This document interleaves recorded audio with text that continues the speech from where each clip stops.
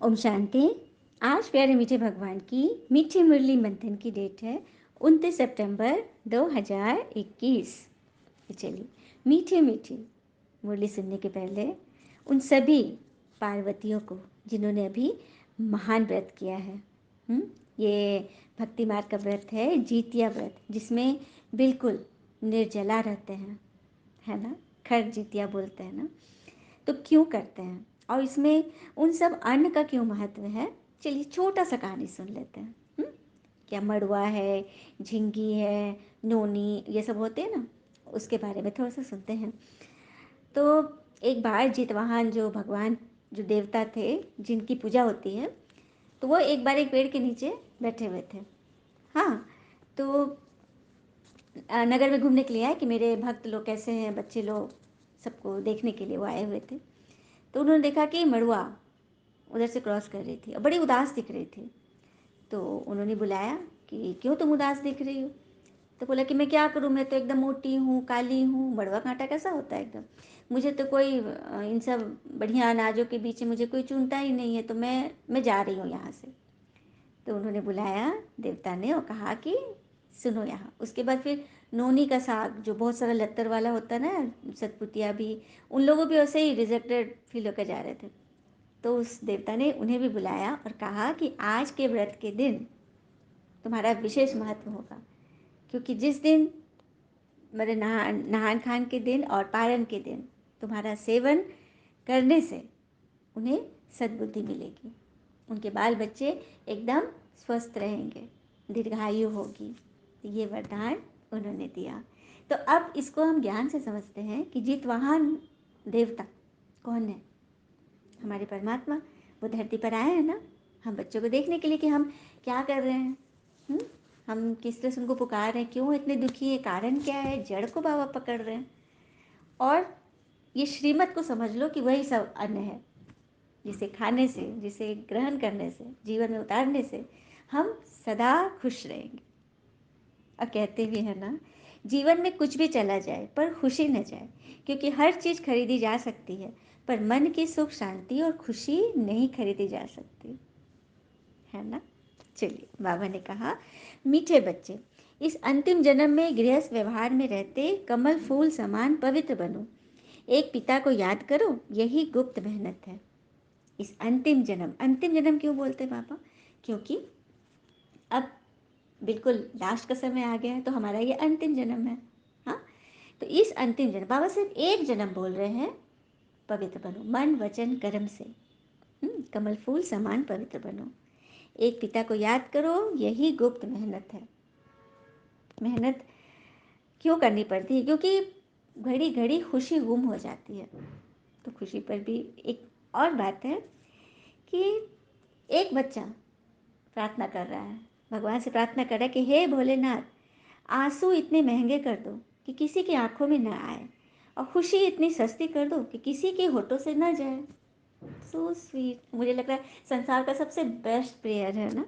प्रश्न है आज का, ज्ञान का तीसरा नेत्र मिलते ही कौन सा कंट्रास्ट अनुभव होता है? जब हमें ज्ञान का तीसरा नेत्र मिल जाता है तो क्या चीज़ दिखाई देता है कि पहले कैसे थे, अब कैसे थे? तो भक्ति में ईश्वर को पाने के लिए कितना दर दर भटक रहे थे, कितनी ठोकरें खा रहे थे, अभी हमें वह मिल गया। साथ साथ यह भी रहम आता है कि मनुष्य बेचारे अभी तक ही भटक रहे, रास्ता ढूंढ रहे। बाबा ने हमें भटकने से छुड़ा दिए, हम भगवान के साथ उनके साथी बन चलने की तैयारी कर रहे हैं। अब देखो, बारात में शिव की बारात का गायन है ना, शिवरात्रि के दिन शिव पार्वती का विवाह का प्रसंग है, ऐसा गायन है। तो शिव दूल्हे बने हैं, तो उनके साथ साथी बनकर चलना है कि बाराती बनकर? दूल्हे की गाड़ी में आगे आगे चलना है कि बाराती बनकर पीछे जाना है? साथी बनकर चलना है ना, साथ साथ। तो इसीलिए बाबा ने कहा ना कि मुझे मेरे साथ साथी बन चलने की तैयारी करो। इसी के लिए तो बाबा हमें पढ़ा रहे हैं। हाँ, और दुनिया वाले तो कुछ जानते ही नहीं, पहचानते ही नहीं, और सुनाओ तो मानते ही नहीं। गीत है आज का, आज अंधेरे में है इंसान, तो इसी कारण अंधेरे में है कि अंधकार से प्रकाश की ओर जाना ही नहीं चाह रहा। ओम शांति। एक तरफ तो भक्तजन याद कर रहे हैं, वह दूसरी तरफ से आत्माओं को तीसरा नेत्र मिल गया, अर्थात ईश्वर पिता की पहचान हो गई। मनुष्य गुरुओं के पिछाड़ी तीर्थ यात्रा मेले मलाखड़े में कितना भटक रहे हैं। उसके पीछे पीछे कितना, कोई बोलता है ये गुरु के पास जाओ मन्नत पूरी होती है, ये गुरु मेरे रोग ठीक कर देंगे, ये मंदिर जाओ, ये देवता पूजो, ये मन्नत करो, कितना कुछ हम करते हैं, कितना भटक रहे हैं ना यहाँ वहाँ। पर बाबा कहते तुम्हारा तो जन्म जन्मांतर के लिए भटकना ही बंद हो गया। अब कोई बाबा के बच्चे भटक रहे हैं क्या कि यहाँ जाओ वहाँ जाओ? बिल्कुल नहीं, रास्ता मिल गया, अब उसी रास्ते पे चलेंगे, मंजिल की ओर पहुँच जाएंगे। हाँ, ईश्वर को याद करना क्यों इतना इम्पोर्टेंट है। हमारे ऋषि मुनि भी ईश्वर को योग करते थे, तपस्या करते थे। क्यों? कुछ ना कुछ ऐसा राज है कि आज भारत विश्व गुरु बनने की कगार पर है। सारी दुनिया की नज़र भारत की तरफ है, क्योंकि हमारा प्राचीन योग और ऋषि मुनि ने किस तरह से भारत को थामे रखा है, ईश्वर की याद से। चलिए, ईश्वर की याद पर एक वैज्ञानिक विश्लेषण किया गया, इस पर एक एक्सपेरिमेंट किया गया है। हाँ, सुपर साइंटिफिक फैक्ट्स आया है ईश्वर को याद करने पर। अमेरिका के दो बड़े यूनिवर्सिटी के दो साइंटिस्ट हाँ ने चार कुछ एक्सपेरिमेंट करने सोचे, दोनों ने मिलकर तो लोगों के चार ग्रुप बनाए, जिसमें 4000 लोगों को इकट्ठा किया। ठीक है, रियल बातें हैं। तो पहला ग्रुप था 4 से 12 वर्ष की उम्र के बच्चों का, दूसरा ग्रुप था 12 से 22 वर्ष की उम्र का, तीसरा था 22 से 60 और चौथा था 60 से 80। हो गया क्लियर? 4 से 12, 12 से 22, 22 से 60, 60 से 80, मतलब 4 स्टेजेज होते ना, बाल्यावस्था, किशोरावस्था, युवावस्था, वृद्धावस्था। तो ये चारों ग्रुप के लोगों को इकट्ठा किया, 4000 लोगों को, और उनकी पहले ब्रेन मैपिंग की गई, ब्रेन को मापा गया, मतलब उसकी स्टेज को पता किया गया कि किस स्टेज में अभी है, सारा उसका मतलब स्टडी किया गया और MRI किया गया, सब कुछ करके मतलब उनको देख लिया गया कि ये लोग अभी किस स्टेज में है।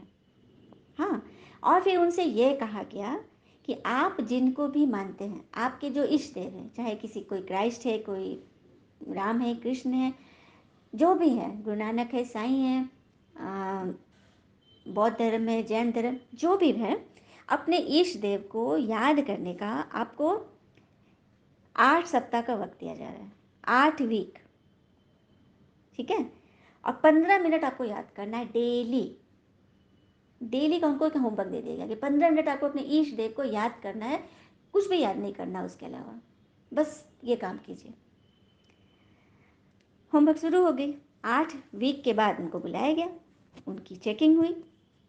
तो चलिए देखते हैं क्या होता है। तो 4 से 12 वर्ष वाले बच्चों को बुलाया गया, तो उनकी जो ब्रेन मैपिंग की गई फिर से कि अब किस स्टेज में था पहले, अब क्या हुआ है, तो उनकी मेमोरी पावर इतनी ज़्यादा बढ़ गई कि बात मत पूछो। क्योंकि उस वक्त बच्चों की मेमोरी पावर ग्रोइंग एज है ना, तो मेमोरी पावर पढ़ाई की एज है, शुरुआती दौर है, उसे मेमोरी की बहुत ज़रूरत होती है। तो उनकी मेमोरी पावर बहुत बढ़ गई। फिर 12 से 22 में विल पावर की आवश्यकता होती है। 12 से 22 साल के बच्चों को, युवा बच्चों को विल पावर की ज़रूरत होती है ना, उस समय की जो किशोरा से जो युवा की ओर बढ़ रहे हैं।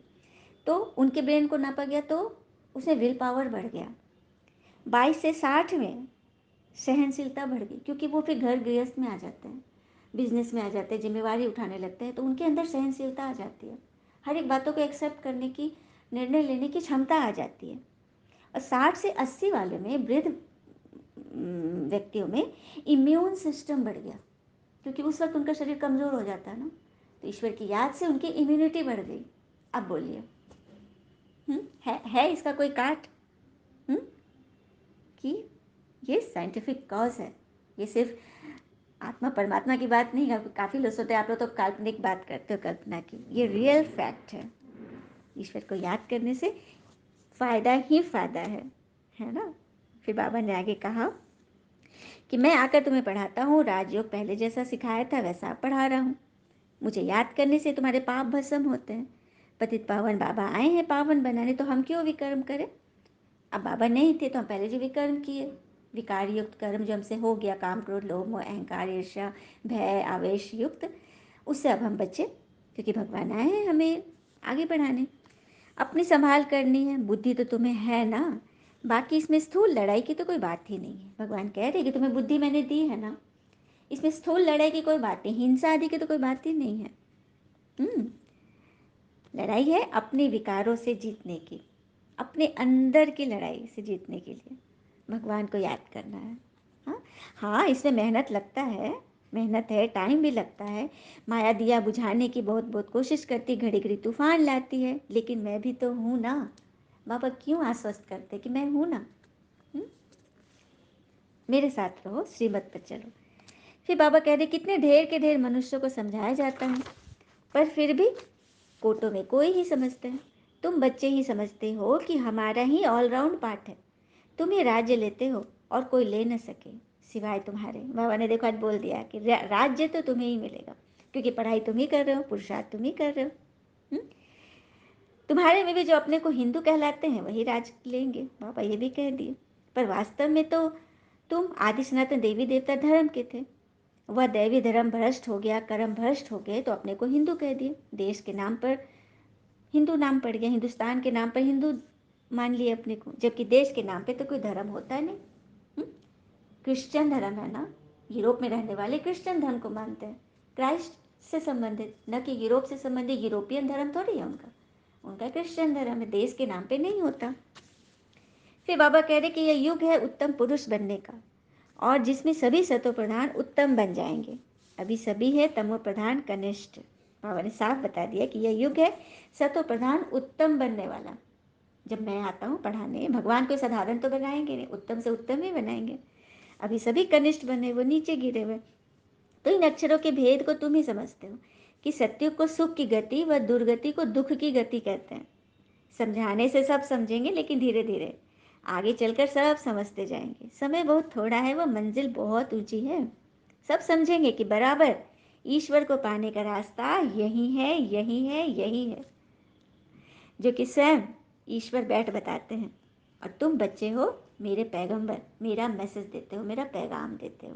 कितनी बड़ी बात, कितनी बड़ी पोस्ट है ना पैगंबर की। फिर बाबा कहते हैं कि मैं किसी को दुख थोड़ी देता हूँ, ये सुख और दुख का तो ड्रामा में खेल बना बनाया है, अपने कर्मों अनुसार सबका है। मैं तो आकर तुम्हें दुखों से लिबरेट करता हूँ। हाँ, जो दुख हरता है वह फिर किसको दुख थोड़ी ही देंगे। भक्ति में क्या गाते हैं, ईश्वर आप दुख हरता हो, सुख करता हो। जब गा रहे हो दुख हरता, तो वो दुख क्यों देंगे, वो तो हरने वाले हैं ना। अभी तो रावण राज है, क्योंकि सभी मनुष्यों में 5 विकारों की प्रवेशता है। जब रावण वध हो तभी विजयदशमी मनेगा, बाबा ने कह दिया। अभी रावण राज है, क्यों है रावण राज, क्योंकि सभी मनुष्यों के अंदर 5 विकारों की प्रवेशता है। विजयदशमी कब मनाते हैं, जब रावण महिषासुर का वध हुआ, है ना। हाँ, नवरात्रि में दशमी के दिन महिषासुर असुर का अंत हुआ था ना। और रावण का भी अंत हुआ था, राम जी ने रावण को मारा था। तो कौन है ये रावण, ये असुर कौन है। और अष्टभुजी क्यों कहते हैं, देवी माँ को, दुर्गा माँ को अष्टभुजी क्यों कहते हैं। क्या किसी स्त्री को 8 भुजाएं कभी देखा है, सुना है, नहीं ना। हो ही नहीं सकता। अभी कोई महिला में कोई 8 भुजा होकर आ जाए सामने, तो हम डर के बेहोश हो जाएंगे। तो ये 8 कोई भुजा को वो तो दिखाया गया, चित्रकार ने दिखाया, क्योंकि उनकी आत्मा के अंदर ये 8 शक्तियां थी।